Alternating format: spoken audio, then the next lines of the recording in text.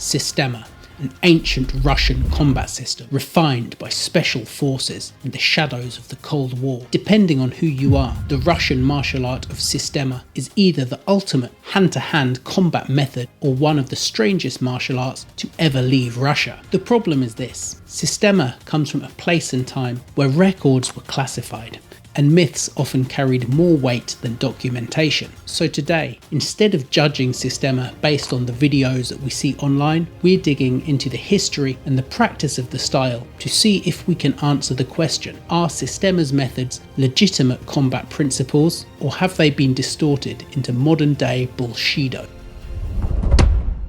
Despite how it's often presented, Systema is not a medieval Russian combat system. The version we see today is largely a product of the 20th century. After the Bolshevik Revolution, the state centralized physical training for the military. This produced Sambo, the martial art of the Red Army that would later go public. Sambo openly borrowed from judo, boxing, karate and other systems, as well as Russia's own folk wrestling, and became the standard foundation for Russian military combat. Anything outside that system, particularly methods used by internal security forces or special units, existed behind layers of classification. That secret is the root of Systema's historical confusion. And while some evidence of ancient Slavic or Cossack fighting styles can still be seen in Systema today, there is no direct lineage, and these fighting styles' importance is often overstated. The first clearly traceable version of what becomes Systema appears much later,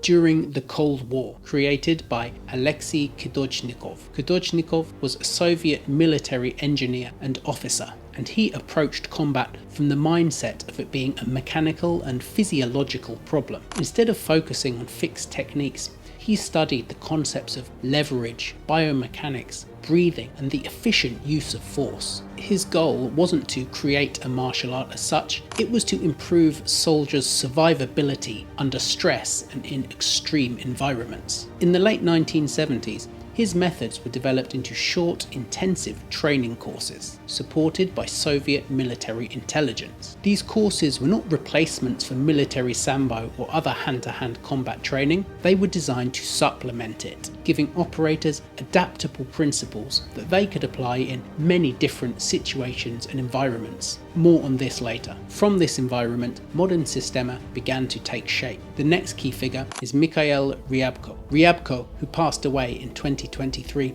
is often described as an instructor in Russia's internal security forces. And while there are many wild and unverifiable claims about his martial arts training and background, the man seemingly did hold the rank of a colonel in the Russian military, and certainly seemed to possess some good fighting ability, particularly in his earlier years. Ryabko's most prominent student is Vladimir Vasiliev, and these two figures are instrumental in bringing Systema into widestream public awareness. Vasiliev, who trained directly under Ryabko, moved to Canada in the 1990s and opened one of the first publicly accessible Systema schools outside of Russia. However, once Systema went public, it stopped being shaped by military practices and was supplemented instead by mythology. From the 1990s throughout the 2000s, the Ryabko lineage became very well known throughout the rest of the world. They heavily emphasized Russian Orthodox Christianity as a part of their program and leaned hard into marketing it as an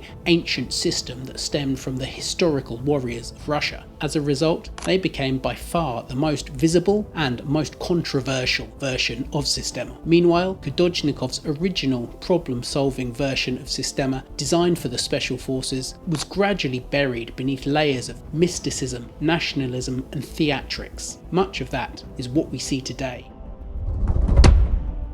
Rather than an organised martial art, Systema is presented as a method of bodily function under pressure. There are no formal uniforms, belts or ranking system. Practitioners often describe it as an operating system, the idea being that if you understand a small set of principles, your body can adapt naturally without relying on memorised movements. The exact opposite from other styles of martial arts where you internalise certain sets of movements and then apply them to a situation later on. In Systema, those principles are usually summarised as breathing, relaxation, movement and structure. Breathing is treated as a tool for managing stress, fatigue, and panic, even when adrenaline spikes. Tension, relaxation.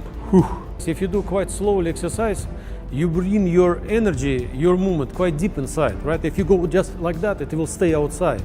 See?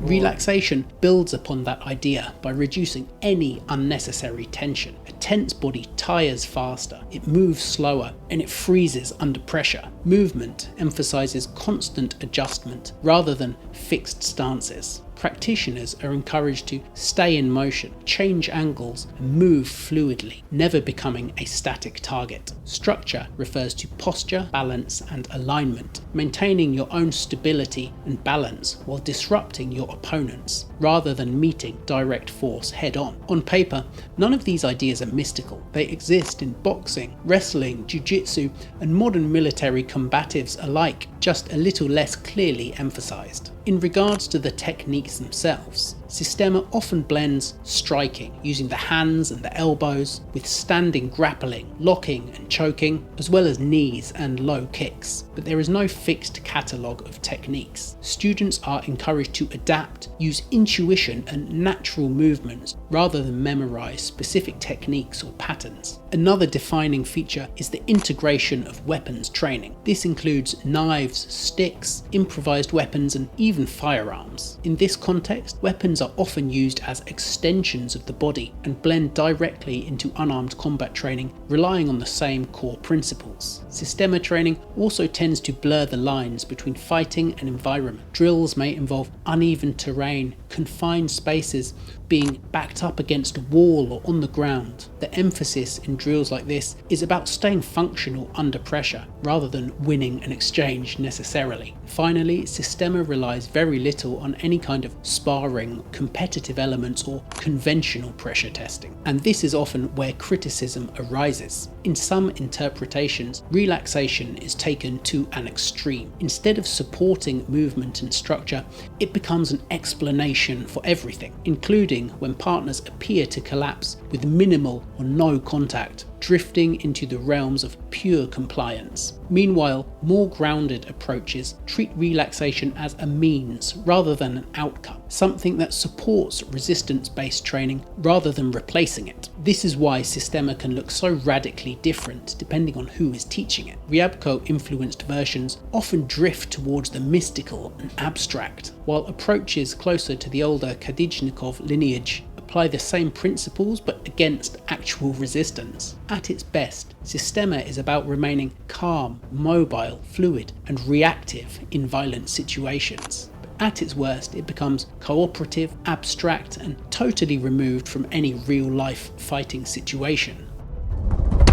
So are Systema's methods legitimate combat principles or modern-day bullshido? The answer is both. If by Systema you mean no-touch knockouts and compliant demonstrations, then that is performance, not combat. But when its principles are applied realistically, they can definitely enhance fighting ability. In that sense, Systema isn't a standalone fighting style, it's a toolkit, a methodology and way of being that fighters can incorporate into their arsenal. Treated as mechanics, it works. Treated as magic, it collapses. Like many things born from secrecy and war, the truth about Systema sits somewhere in between. But that's my take. If you've trained in Systema, how was your experience? Please share it in the comment section down below. And if you enjoyed this video, check out some of the others I've done on historical self-defense systems like Defendu or Bartitsu. Until next time, train hard, stay safe, thanks for watching.